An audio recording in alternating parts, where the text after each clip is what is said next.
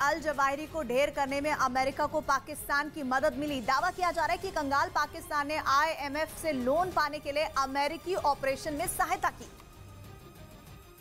और दावा यह भी किया जा रहा है कि जिस किलर ड्रोन ने जवाहिरी को निशाना बनाया वो किसी खाड़ी देश से उड़कर पाकिस्तान के रास्ते काबुल तक पहुंचा था। कहा जा रहा है कि पाकिस्तान के ऊपर से अमेरिकी ड्रोन बिना बाजवा की इजाजत के उड़ ही नहीं सकता। एक पाकिस्तानी पत्रकार ने तो यहाँ तक दावा कर दिया कि जवाहिरी पर हमले से 2 दिन पहले ही अमेरिकी सेना के एक बड़े अधिकारी ने पाकिस्तान सेना के प्रमुख जनरल बाजवा से बातचीत की थी। और माना जा रहा है कि इसी के बाद पाकिस्तान अल जवाहिरी को मार गिराने के अमेरिकी अभियान का हिस्सा बन गया। और पाकिस्तान के ऐसा करने के पीछे एक बड़ी मजबूरी भी बताई जा रही है। असल में पाकिस्तान को IMF से लोन लेना है जो बिना अमेरिका की मंजूरी के नहीं मिल सकता है। दावा किया जा रहा है कि बाजवा ने अमेरिकी सेना के अधिकारी से इसी लोन के लिए गुहार लगाई थी। एक रिपोर्ट के मुताबिक पाकिस्तान की खुफिया एजेंसी ISI के मुखिया कुछ दिनों पहले ही अमेरिका के दौरे पर गए थे। माना जा रहा है कि बाजवा की बातचीत और ISI चीफ की अमेरिकी यात्रा के बाद ही अल जवाहिरी के खात्मे में पाकिस्तान की मदद पर मुहर लग गई थी।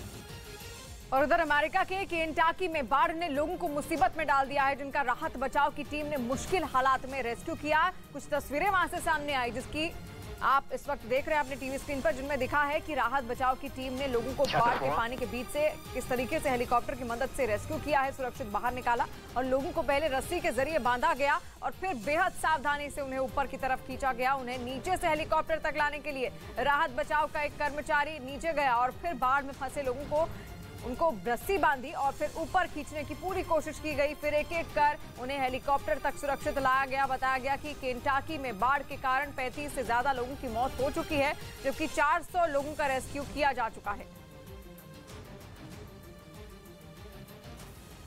पिछले हफ्ते ताशकंद में शंघाई कोऑपरेशन ऑर्गेनाइजेशन की मीटिंग में पाकिस्तान के विदेश मंत्री बिलावल भुट्टो जरदारी की ऐसी भद्द पिटी कि पाकिस्तान की दुनिया में फजीहत हो गई। इस बैठक में भारत और पाकिस्तान समेत SCO के सभी 8 सदस्य देशों के विदेश मंत्री पहुंचे थे।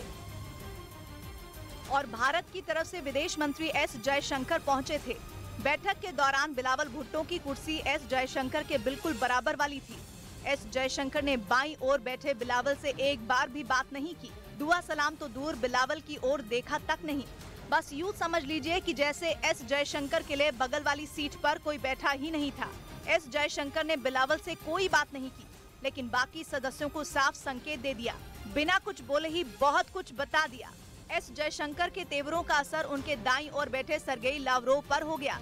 रूस के विदेश मंत्री सर्गेई लावरोव समझ गए कि भारत और पाकिस्तान के बीच सब कुछ ठीक नहीं है। कूटनीति के लिहाज से सर्गेई लावरोव को जो इशारा मिला था वो काफी था। वो समझ चुके थे कि अगर पाकिस्तान की तरफ जरा सा भी झुकाव हुआ तो भारत के साथ दूरियां खड़ी हो सकती हैं। और ऐसा जोखिम तो रूस के विदेश मंत्री हरगिज नहीं ले सकते थे। इसलिए बैठक के बाद उज्बेकिस्तान की राजधानी में कुछ ऐसा हुआ जिसकी पाकिस्तान ने कल्पना तक नहीं की थी और जिसकी वजह से पाकिस्तान की दुनिया भर में फजीहत हो गई। बिलावल भुट्टो जरदारी अपने ही देश में सफाई दे देकर थक चुके हैं। असल में बैठक के बाद कई देशों के विदेश मंत्रियों की आपसी मुद्दों पर बातचीत हुई थी। अक्सर बड़े अंतर्राष्ट्रीय मंचों पर मिलने के बाद नेता इसी तर्ज पर बैठकें करते हैं। पाकिस्तान के विदेश मंत्री बिलावल भुट्टो की भी ऐसी ही बैठक सर्गेई लावरोव के साथ होने वाली थी। कमरा तैयार था, बिलावल समय पर पहुंच गए थे। अफसरों ने पूरी तैयारी कर ली थी, चाय नाश्ते का इंतजाम भी हुआ था, लेकिन बिलावल तो इंतजार ही करते रह गए। रूस के विदेश मंत्री सर्गेई लावरोव बैठक के लिए पहुंचे ही नहीं। काफी देर इंतजार करने के बाद बिलावल के साथ आए अफसर रूस के अधिकारियों से बात करने की कोशिश करते रहे, लेकिन जवाब ये मिला कि लावरोव बैठक के लिए लेट हो गए और अब आगे की मुलाकात समय पर करना जरूरी है। इसलिए बैठक हुई ही नहीं। पाकिस्तान की आर्थिक हालत इस वक्त बेहद नाजुक है, उसे मददगारों की सख्त जरूरत है। ऊपर से रूस जैसा मुल्क तो पाकिस्तान के लिए बहुत बड़ी ताकत है। इसीलिए ये घटना पूरे पाकिस्तान में बवाल की वजह बनी हुई है और खास तौर पर वहां के विपक्ष के लिए भी रूस से जुड़ी हर घटना खास है, क्योंकि माना तो ये जाता है कि फरवरी में इमरान खान का मॉस्को पहुंचकर पुतिन से मिलना ही उनकी सरकार जाने की बड़ी वजह बना था। लेकिन इमरान खान दावा करते थे कि रूस की दोस्ती के लिए उन्होंने अपनी कुर्सी तक दांव पर लगा दी थी। लेकिन अब विपक्ष में बैठे इमरान और उनके साथी बिलावल का मजाक उड़ा रहे हैं। ये कह रहे हैं कि जिस रूस ने इमरान को मॉस्को बुलाया वो बिलावल की शक्ल तक देखना नहीं चाहता। रशिया के वज़ीर ख़ारजा ने बिलावल भुट्टो से मिलने से इनकार कर दिया। लेकिन बिलावल भुट्टो जरदारी के पास इस सवाल का जवाब नहीं है कि आखिर तय मुलाकात से लावरोव पीछे क्यों हट गए। ऊपर से रही सही कसर पाकिस्तान के ही पत्रकारों ने पूरी कर दी, जिन्होंने मुलाकात का पूरा ब्यौरा वहां की जनता को बता दिया। ये भी बता दिया कि बिलावल इंतजार करते रह गए, लेकिन तय हुई मुलाकात में भी लावरोव शामिल ही नहीं हुए। और वहां के पत्रकारों ने ही इसकी समीक्षा भी कर दी।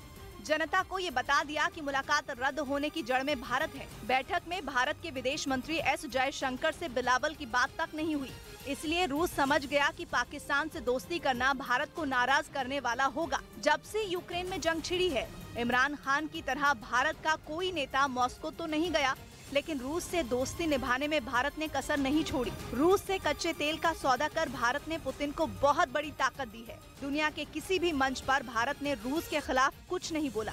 हाँ, जिम्मेदार मुल्क की तरह हर बार युद्ध खत्म करने की अपील जरूर की। भारत का बड़ा बाजार और दुनिया में भारत का प्रभाव रूस अच्छी तरह जानता है, इसलिए जब लावरोव को समझ में आया कि भारत नाराज हो सकता है, उन्होंने मुलाकात ही रद्द कर दी। अब तो हालात ये हैं कि पाकिस्तान में ही बिलावल का मजाक बनाया जा रहा है। ये तक कहा जा रहा है कि अगर बिलावल की जगह हिना रब्बानी खार को भेजा जाता तो शायद ऐसी फजीहत नहीं होती। और इधर हरियाणा के फरीदाबाद से चौंकाने वाला एक वीडियो सामने आया, जिसमें 3 बाइक सवार लड़कों को एक पुलिस वाला कुल्हाड़ी देकर दौड़ता हुआ दिखाई दिया, जिसका वीडियो कार सवार एक आदमी ने अपने फोन में रिकॉर्ड कर लिया। सामने आए वीडियो में बाइक सवार 3 लड़के रॉन्ग साइड से सड़क पार करने की कोशिश करते हुए नजर आए, जबकि वहां पर मौजूद एक पुलिस वाला उन्हें कुल्हाड़ी दिखाकर पीछे हटने के लिए धमकाता रहा। उस पुलिसकर्मी के कहने के बाद मोटरसाइकिल सवार लड़के पीछे हटने की कोशिश करने लगे, लेकिन गुस्साया पुलिस वाला उन्हें कुल्हाड़ी दिखाकर डराता रहा और फिर आखिर में उसने बाइक सवार लड़कों को पैरों से मारकर भगा दिया। ये घटना फरीदाबाद के बाटा चौक की बताई जा रही है। उपराष्ट्रपति चुनाव के लिए बैलेट बक्से संसद पहुंच गए। उपराष्ट्रपति चुनाव के लिए तैयारियां तेज हो गई और इसके लिए कुछ बैलेट बक्से संसद में लाए गए। उत्तर प्रदेश के बिजनौर में एक तेज रफ्तार बेकाबू बस दुकान से टकरा गई। इस हादसे में दुकान के बाहर खड़ा स्कूटर भी टूट गया। मुंबई के पास थाने में एक गैस टैंकर पलट गया, जिससे ड्राइवर गंभीर रूप से घायल हो गया। हेरल्ड केस में ईडी ने दिल्ली के आईटीओ पर मौजूद नेशनल हेरल्ड के दफ्तर पर छापेमारी की, जिसके खिलाफ कांग्रेस ने मोर्चा खोल दिया। इस मामले में ईडी ने दिल्ली और कोलकाता समेत 12 जगहों पर छापा मारा। इससे पहले ईडी ने इसी मामले में सोनिया गांधी और राहुल गांधी से पूछताछ भी की थी, जिसके विरोध में कांग्रेस ने देश भर में सत्याग्रह किया और अब एक बार फिर कांग्रेस के कार्यकर्ता ईडी के खिलाफ सड़कों पर आ गए। असल में कांग्रेस कार्यकर्ताओं ने ये मोर्चा तब खोला जब सुबह करीब 10:30 बजे के आसपास ईडी की एक टीम नेशनल हेरल्ड के दफ्तर में छापेमारी के लिए पहुंची। इस वक्त इस हेराल्ड हाउस में जो है ईडी की टीम जो है वो छानबीन कर रही है, छापेमारी कर रही है। ईडी की छापेमारी का पता चलते ही हेरल्ड हाउस के बाहर कांग्रेस समर्थकों की भारी भीड़ जमा हो गई। हाथों में नारे लिखी तख्तियां और बैनर लेकर कांग्रेस कार्यकर्ताओं ने वहां हंगामा खड़ा कर दिया। विरोध जताने के लिए कुछ लोग हेरल्ड हाउस के सामने बैठ गए। इस दौरान प्रदर्शन कर रहे लोग लगातार ईडी के खिलाफ नारे लगाते रहे।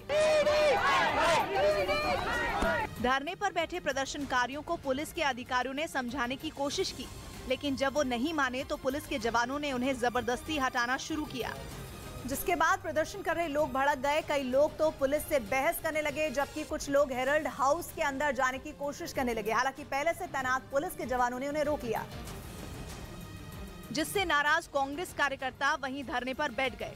इसके बाद पुलिस ने उन्हें वहां से उठाना शुरू किया, लेकिन कांग्रेस के समर्थक वहीं डटे रहे। हालांकि काफी मशक्कत के बाद हेरल्ड हाउस के बाहर बैठे प्रदर्शनकारियों को हटा दिया गया, लेकिन उन्हें हटाने में पुलिस के पसीने छूट गए। कांग्रेस का प्रदर्शन यहीं खत्म नहीं हुआ, बल्कि हेरल्ड हाउस के बाहर से हटने के बाद कांग्रेस के लोग विरोध जताने के लिए सड़क के बीचों बीच बैठ गए, जिसकी वजह से वहां जाम लग गया। हालात बिगड़े तो एक बार फिर पुलिस ने मोर्चा संभाला। अधिकारियों ने सड़क पर बैठे लोगों को समझाने की कोशिश की और जब वो नहीं माने तो उन्हें जबरन उठा दिया गया। इस दौरान प्रदर्शन कर रहे लोगों ने केंद्र सरकार पर ईडी के गलत इस्तेमाल का आरोप लगाया। नेशनल हेरल्ड दफ्तर के बाहर खड़े हैं, ईडी के यहाँ पर आने का विरोध करते हैं। ईडी की छापेमारी के विरोध में कांग्रेस कार्यकर्ताओं का काफी देर तक प्रदर्शन चलता रहा, जिसकी वजह से वहां अफरा तफरी का माहौल बना।